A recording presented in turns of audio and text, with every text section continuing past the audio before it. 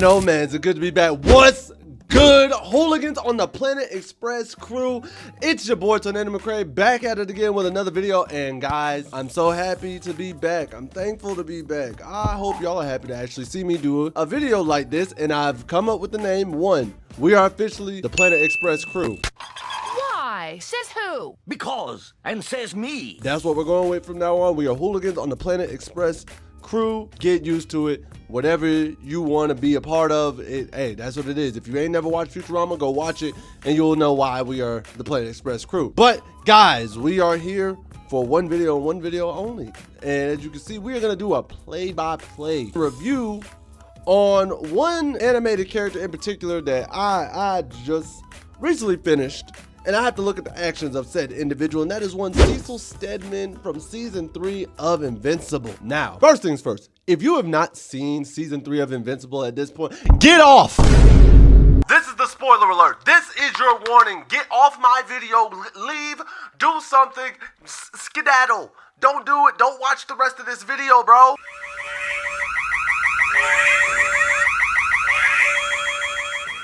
And before y'all say all of this, I don't want to hear, Oh, Tornado, why are you spoiling the show? bro, the season's been out since February 6th. That was before Drake's public funeral. Say Drake, I hear you like I'm young. So don't get mad at me, man. Do not. Not today. It's March 25th right now, bro. You've had ample time to watch this. You have had more than ample time to get caught up. And hell, if you've never seen Invincible at all, none of this is on me. If you continue to watch this video and you feel like you've been spoiled, I've warned you, I told you, y'all are some hooligans on this cruise ship, so you're gonna do what you want to do anyways. But don't sit there and blame the captain.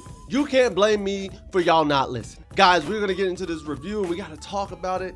And before we do that, if you could, make sure hit that like, share, subscribe button right there at the bottom. Follow me on all my social medias. I'm also building a Discord. I'm gonna leave a link for the Discord in the channel below. Try and build up the community and actually talk to y'all more consistently on a consistent basis. And that's what we're gonna do. But we're gonna get into it. Y'all know the deal. If you're new to this and not true to this, please join the crew. We got cookies in the back, Capri-Suns on the side. We're here to have a good time and we're gonna make sure you're loved and appreciated over here. But with all that being said, Jock! See. Let's start the video, baby. Here we have Cecil Stedman on season 3 of Invincible, the big cheese of the GDA, Mr. Fuck Yo Feelings himself. Now I gotta admit, hey, bro is one tough cookie, but he's consistently fair. That's one thing I will rock with him, so I give it to him. And usually, bro's IQ is through the roof. Like, he can see every play as if this man is Peyton Manning on Hall of Fame in Madden 06. But dog, Cecil, you fucked up big time this season. And do you know why? Because you did the one thing that women say men can't do.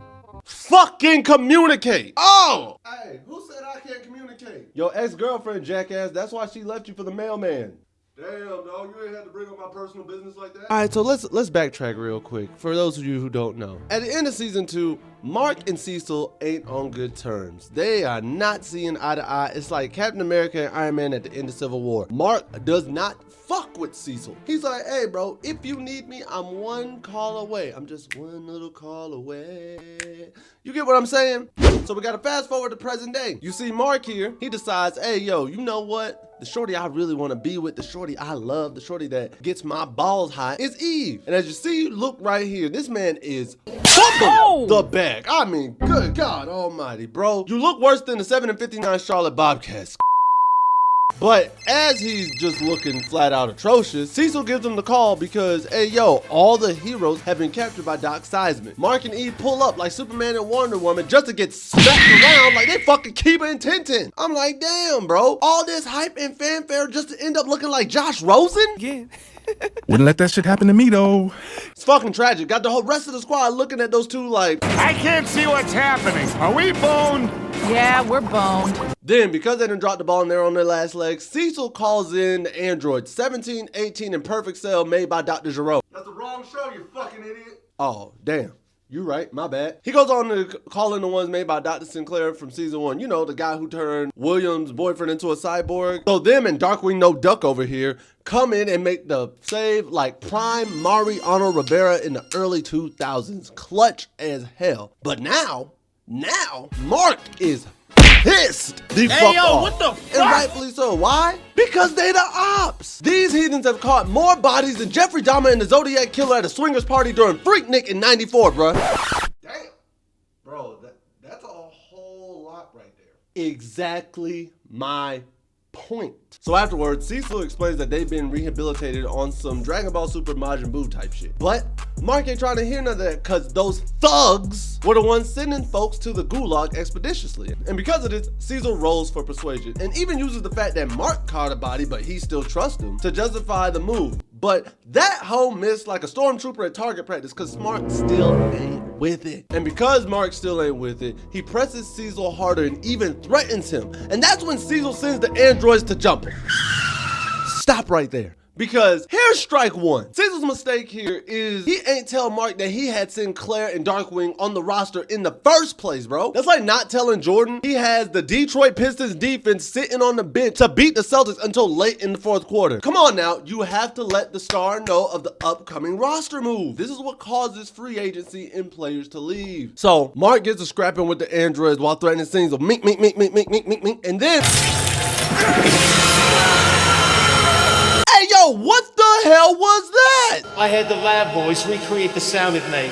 Turns out we can transmit it to your earpiece. Not that earpiece.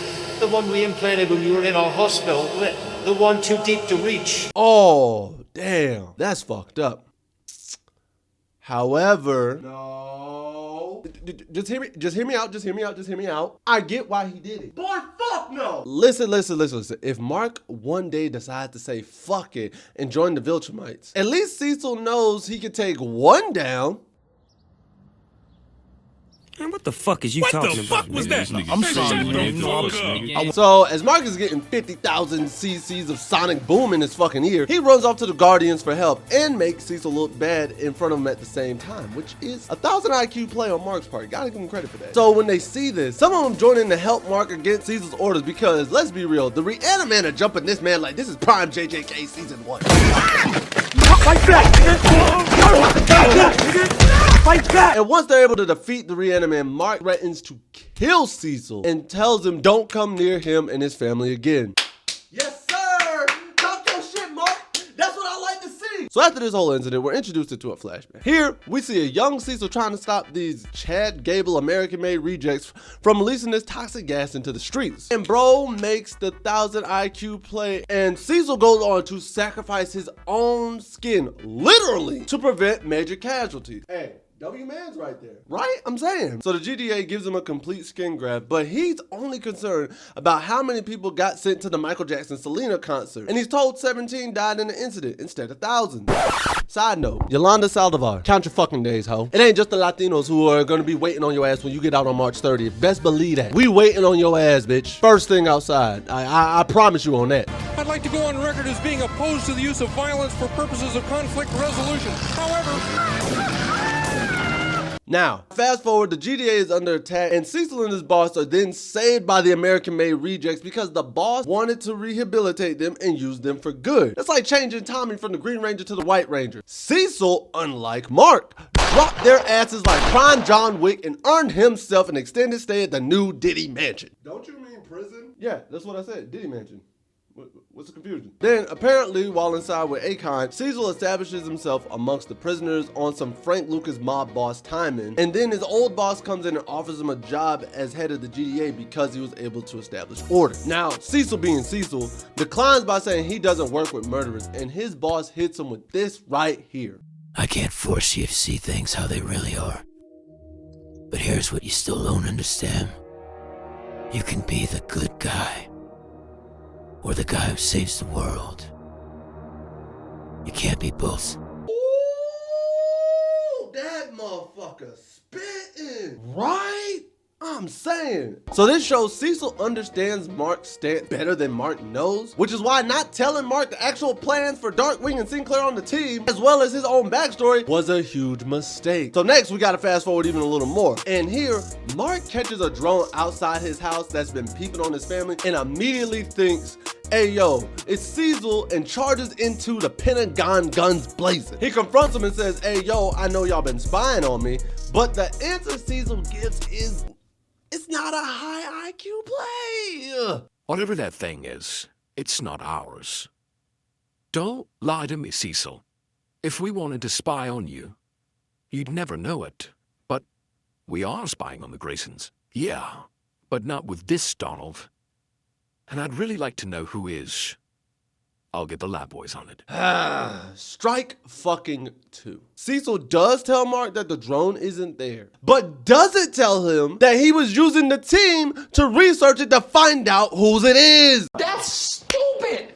Use your common sense. Bro, why would you not tell him when you're willing to help? It's like the New York Giants and Saquon Barkley. You easily could have mended the relationship right here, but no. By this point, Cecil is making less sense than a children's daycare center being run by Casey Anthony. Makes absolutely no sense whatsoever. Then comes in Conquest. This unhinged, buck-toothed, Brock Lesnar built Anakin Skywalker robotic arm having ass bitch. God damn.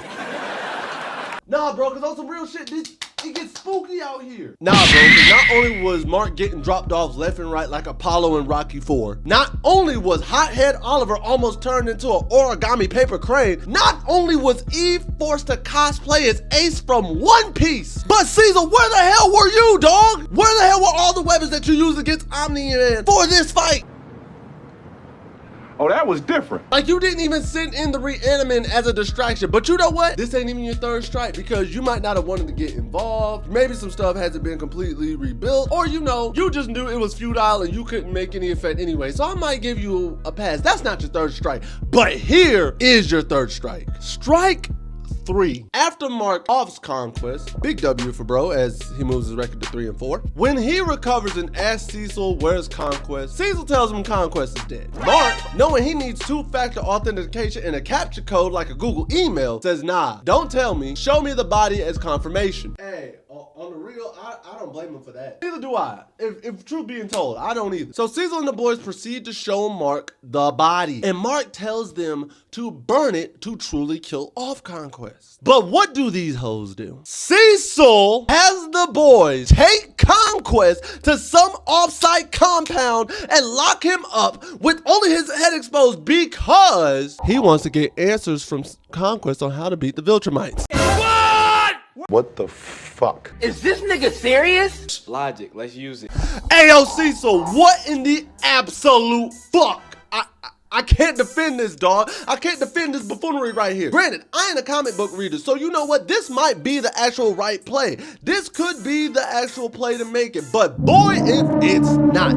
If this turns out to be the wrong play, It's your ass, Mr. Postman. because let's put it in perspective. You can't hold Mark in place. You can't hold Omni-Man in place. What makes you think you can keep Conquest locked the fuck up? And not only that, again, you didn't tell Mark your plan. So we didn't learn. We didn't learn from last time. We didn't. So we didn't learn. Comprehension.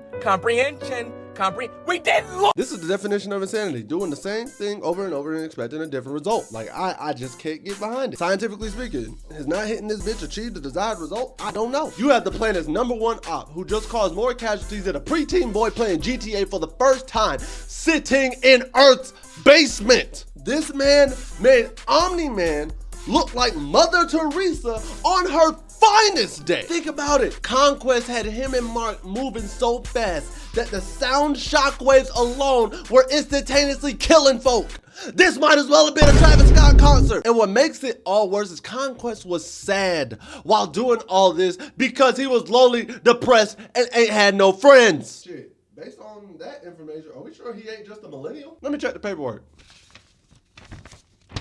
Nah, he a Viltrumite. Alright, I was just checking because you know that sounds like a millennial rather than a Viltrumite. No. I get what you're saying. It makes sense. But Cecil, you think this deranged, malfeasant psychopath is going to give you information on how to kill his race?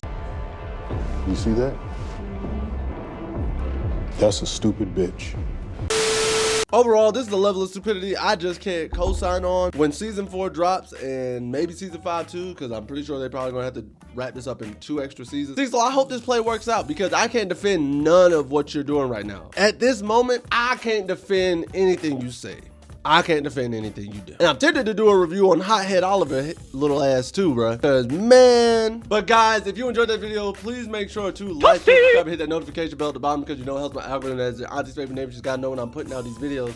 Next, let's continue on this road actually to 1,000 subs. I thank each and every one of you who have actually stayed with the channel and just been waiting on me to drop new content. And I have a few announcements for you because 1, try not to laugh, and the ranking videos will be returning. I am coming back with those. Don't worry about that. That content is coming back. 2, I'm actually streaming now a lot more on Twitch. Some of the streams do pop up on here as well. So Mondays and Fridays, I stream WWE. On the weekends, I have been streaming Formula 1 races. And also, I'm probably going to be streaming my gaming content only on Twitch on Wednesdays. And the reason being, the gaming content is only going to be streamed on Twitch is because I generally make gaming videos for YouTube here. So YouTube, you will get the edited version. Twitch, you will get the unedited aired stream. But guys, at the end of the day, with all this being said, what do I know? Y'all know the deal. I'm just a skinny brother with 2 tats. Peace. Much love to all of y'all. Later days.